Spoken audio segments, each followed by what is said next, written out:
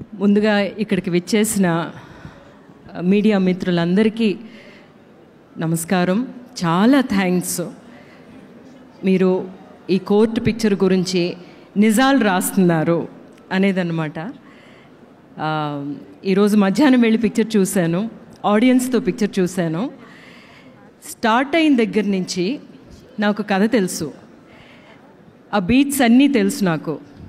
కానీ నేనేమో love story ఎలా జరుగుతుందో తెలీదు, ప్రియదర్శి గారు ఎట్లాగ ఈ కథలోకి వస్తారో తెలీదు.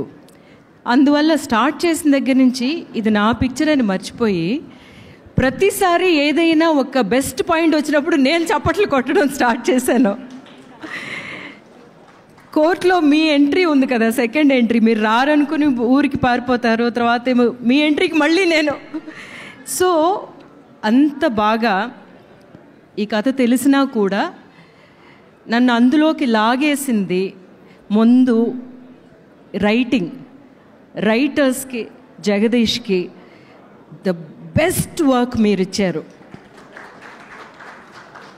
మంచి టాలెంట్ ఇండస్ట్రీలోకి, మీరు టాలెంట్గా మీరు ఇండస్ట్రీలోకి వస్తున్నారు. అది ఒక హిట్గా తీసుకురావడం ఎలాగా అనేది కూడా మీరు తెలుసుకుని వచ్చారు. ఎందుకంటే మంచి విషయాలు చెప్పడం ఒక ఎత్తు అయితే అది కరెక్ట్గా చెప్పడం ఇంకొక ఎత్తు. అలా చెప్తారు అన్న ఒక నమ్మకం తనకి రాబట్టే నాని గారేమో మిమ్మల్ని ఎంచుకున్నారు. బట్ యాక్చువల్గానేమో ఆ పిక్చర్ చేస్తున్నప్పుడు నేను అనుకున్నాను, your a true artist. So ఒక ట్రూ ఆర్టిస్ట్కే ఇట్లాంటి ఒక ఎక్స్పెరిమెంటల్ ఫిల్మ్ని ప్రేక్షకులకి తీసుకెళ్దాం అనిపిస్తుంది అని చెప్పేసి అప్పుడు నేను అనుకున్నాను అనమాట.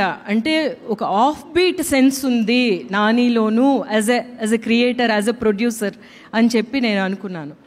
బట్ యాక్చువల్గా చూసుకుంటే ప్రశాంత్ వర్మ లాంటి ఒక స్పార్క్ని యూ ఐడెంటిఫైడ్. ఆ పిక్చర్ ఫుల్గా చూసిన తర్వాత నాకు అది అర్థమైంది. ఆ తర్వాత హనుమాన్ వచ్చినప్పుడు అనుకున్నా, తీసుకొచ్చింది ఎవరో మా నాని అని. బట్ ఈ పిక్చర్ నేను కథ విన్నప్పుడు కూడా నాకేమనిపించిందంటే ఇది కూడా కొంచెం ఆఫ్ బీట్గా సెలెక్ట్ చేసుకున్నట్టున్నారు నాని అని చెప్పేసి. బట్ నాకేదో చాలా నచ్చింది ఆయన చెప్పిన. నాకేమో నా పోర్షన్ మాత్రమే చెప్పారు జగదీష్, చాలా కష్టపడి నా పోర్షన్ చెప్పారు. ఆయన చెప్తూనే ఉన్నారు, నేను ఎప్పుడు ఇలాగా మీ పోర్షన్ మాత్రం చెప్పాలి అని చెప్పలేదు మేడం, నేను ఏమో ఫుల్గా చెప్తాను, ఫస్ట్ టైం మీకు మీ పోర్షన్ చెప్తున్నాను నేను. ఆ రోజు టైం లేదు మనకి కదా, అందువల్ల అందులోనే నాకు అర్థమైంది ఇది చాలా గ్రిప్పింగ్గా ఉండే ఒక స్క్రీన్ ప్లే అని అర్థమైంది. కానీ ఇట్లాంటి కమర్షియల్ ఫిల్మ్ అనేది చూసిన తర్వాత నాకు అర్థమైంది. It's a fantastic commercial film. Start చేసిన దగ్గర నుంచి ఫినిష్ అయ్యేంత వరకు నెక్స్ట్ ఏం జరుగుతుంది. ఫస్ట్ ఏమో విక్టిమ్ సైడ్ నుంచి, మన చందు సైడ్ నుంచి అని అనుకున్నారు. తర్వాత చూస్తేనేమో ఆ 16 నిమిషాలు వచ్చేసరికి వీళ్ళు ఏదో తప్పు చేస్తారులే అని. So that is a very very clever writing అనమాట. ఆడియన్స్ని ఒకటి గెస్ చేయించడం, మళ్ళీ వాళ్ళకి ఒక సర్ప్రైజ్ ఇవ్వడం. మీరు ఎంతవరకు ఈ కథ అనుకున్నారు కదా, ఇది కాదండి, దీని వెనక ఇంకో కథ ఉంది అని చెప్పడం అన్నమాట. Best screen play writing, masters చేసే స్క్రీన్ ప్లే రైటింగ్. అందువల్ల ఈరోజు హీరోలు మీరు ఫస్ట్. నిజంగా మంచి కథ తీసుకొచ్చి దాన్ని మంచి సినిమాగా తీస్తే ప్రేక్షకులు ఎంత సెలబ్రేట్ చేస్తారో అన్నదానికి ఇంకొకసారి ప్రూవ్ చేశారు. ప్రతిసారి ప్రేక్షకుల మీద మనం ఆ నమ్మకం పెట్టి మంచి సినిమా ఇస్తే డెఫినెట్గా ఎలాంటి సినిమా అయినా సరే తల మీద ఎత్తుకుని బాగా సెలబ్రేట్ చేస్తారు అనేదానికి కోర్ట్ అగైన్ అనమాట.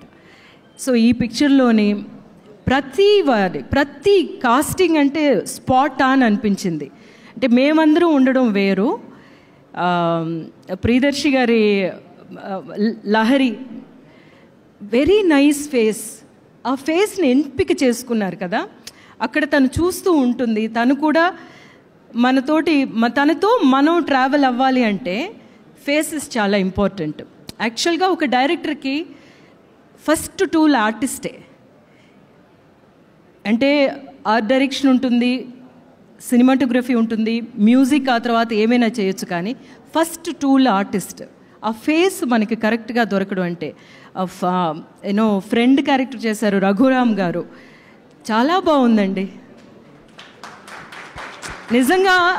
యాక్చువల్గా యాజ్ అన్ ఆడియన్స్ ఏమనిపిస్తుందంటే, అయ్యో ఫ్రెండ్ కోసం ఇంత బాధపడుతున్నాడు కదా, he should have some relief అన్నట్టు అనిపించింది ఆ ఫేస్ని తీసుకొచ్చిన డైరెక్టర్కి అనమాట. సో ఒక్కొక్క ఆర్టిస్ట్ని, ఒక్కొక్క ఫేస్ని తను సెలెక్ట్ చేసుకున్నారు. ఒక్కొక్క ఫేసు ఎలా మాట్లాడాలి, ఎక్కడ తగ్గాలి, ఎక్కడ ఎక్కించాలి అన్న దాంట్లో మాత్రం కాంప్రమైజ్ లేదు. మా మంగపతి గారికి తెలుసు ఆ విషయం. సో మంగపతి గారు క్యారెక్టర్, అదే శివాజీ గారి క్యారెక్టర్ మంగపతి ఇంత పెద్దగా అవ్వడానికి కారణం ఏంటంటే, ఎక్కడ ఆ క్యారెక్టర్ అలాగే ఉండాలి అన్నది తూచా తప్పకుండా తను డిజైన్ చేసుకున్నదనమాట. అండ్ నేనేమో అక్కడ మీరు చేసిన దానికి సార్, తర్వాత డబ్బింగ్ మీరు చేసిన విధం బ్యూటిఫుల్ అండి. The way you added that వాయిస్లో మీరు తీసుకొచ్చింది ఫెంటాస్టిక్ అండి. సో వెరీ వెరీ హ్యాపీ అండి. మీరు ఇన్ని రోజులు వెయిట్ చేసినా కూడా మంగపతితో రావడం అనేది, ఎందుకంటే ఎప్పుడు ఒక ఆర్టిస్టు చాలా ఆకలితో ఉంటారు, మనకి మంచి క్యారెక్టర్స్ పడాలి అని చెప్పి. ఇప్పటికీ నేను అలాగే ఉంటాను, అలాగే మంచి క్యారెక్టర్స్ నాకు ఇస్తున్నారు తెలుగులో అందరూ డైరెక్టర్స్ అందరూ, థ్యాంక్స్ అగైన్. అలాంటి మంచి క్యారెక్టర్స్ పడాలి అని చూస్తున్నప్పుడు ఇట్లాంటి ఒక క్యారెక్టర్తో వస్తే నెక్స్ట్ ఇంకెలా ఉంటుంది ఆలోచించండి. సో అలాగేనమాట. అదే విషయం మీ ఇద్దరికి నేను చెప్తాను. హర్ష, ఐ డెంట్ ఎక్స్పెక్ట్ ఇంత బాగా పెర్ఫామ్ చేస్తావని. నేనేదో ఆ ఒక ఏజ్లో ఒక ఇన్నసెన్సు, ఆ ప్యూరిటీ అదే ఉంటుంది అని అనుకున్నాను, కానీ you did a lovely job.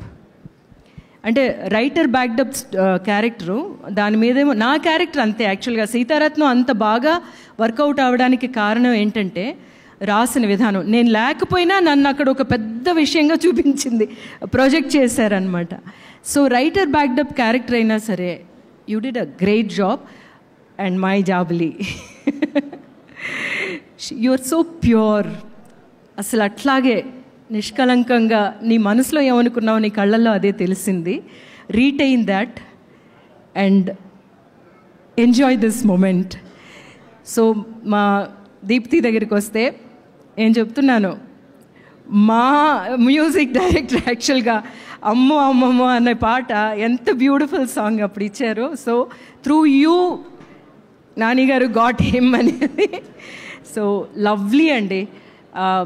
Dinesh ఎంత బాగా దీన్ని ఎలివేట్ చేశారో, దాన్ని ఇంకొక ప్లేస్కి మీరు తీసుకెళ్లారు. ప్రతి సీన్ చూస్తున్నప్పుడు నేను మీ మ్యూజిక్ నాకు అంత రిఫ్రెషింగ్గా అనిపించింది.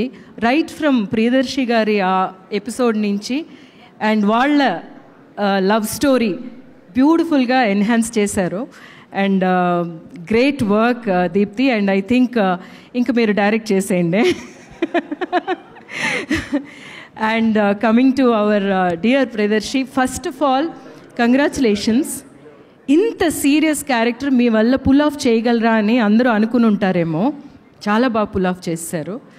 అండ్ కోర్టు సక్సెస్కి ఎంత ఏదో మీ ప్రెజెన్సు, ఎందుకంటే మీ మీద చాలా జాలి రావాలి ఫస్ట్, అలాగా ఉన్నారు. యాక్చువల్గానేమో పిక్చర్ చూస్తున్నప్పుడు మధ్యలోని మెడ్రాస్ నుంచి కాల్ వచ్చింది నాకు. అట్లీ డైరెక్షన్ టీం నుంచి ఫోన్ చేసి అన్నారు, ma'am what a movie ma'am అని ప్రియదర్శి గారి గురించి చెప్పారు. ఆయన బాడీ లాంగ్వేజ్ బిగినింగ్ ఎలా ఉంది, కొంచెం ఎలా మారింది అని వాళ్ళ డైరెక్షన్ టీం నుంచి చెప్తున్నారంటే గ్రేట్ వర్క్. అండ్ ప్రతిసారి తెలుగు ప్రేక్షకులు ఎట్లాంటి మంచి పిక్చర్స్ మీరు ఎట్లాగా ప్రోత్సహిస్తున్నారని చూస్తున్నప్పుడు చాలా చాలా చాలా అభిమానంగా ఉంటుంది, చాలా గర్వంగా ఉంటుంది.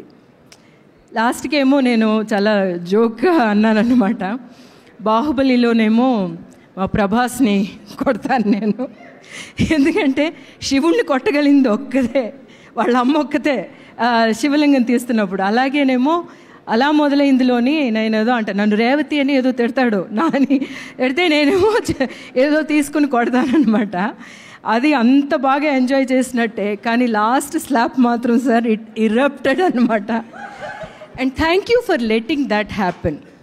ఒక ప్లేస్లో ఉన్న ఆర్టిస్టు ఏంటి నన్ను ఎందుకు ఇట్లాగా అని అనొచ్చు, కానీ ఆయన సబ్జెక్ట్కి అంత ఇంపార్టెన్స్ ఇచ్చినందువల్ల ఈ సబ్జెక్ట్ ఇట్లాగే ఫినిష్ అవ్వాలి అని ఆయన నమ్మినందువల్లే ఆ ఒక పాయింట్ దొరికింది, ఆ ఒక హై మొమెంట్ ప్రేక్షకులకి అది చాలా పెద్ద మొమెంట్గా ఇవ్వగలిగారు. So thank you for accepting that Shivaji గారు. అండ్ ఒక్కొక్కసారి ఒక్కొక్క పిక్చర్ రిలీజ్ అవుతున్నప్పుడు నేనేమో అంటున్నాను కదా ఇంకొక బ్లాక్ బస్టర్తో కలుస్తాము అని చెప్పి, అలాగే చెప్పినట్టే ఇంకొక బ్లాక్ బస్టర్తో మిమ్మల్ని కలిశాను. So thank you so much for this love again.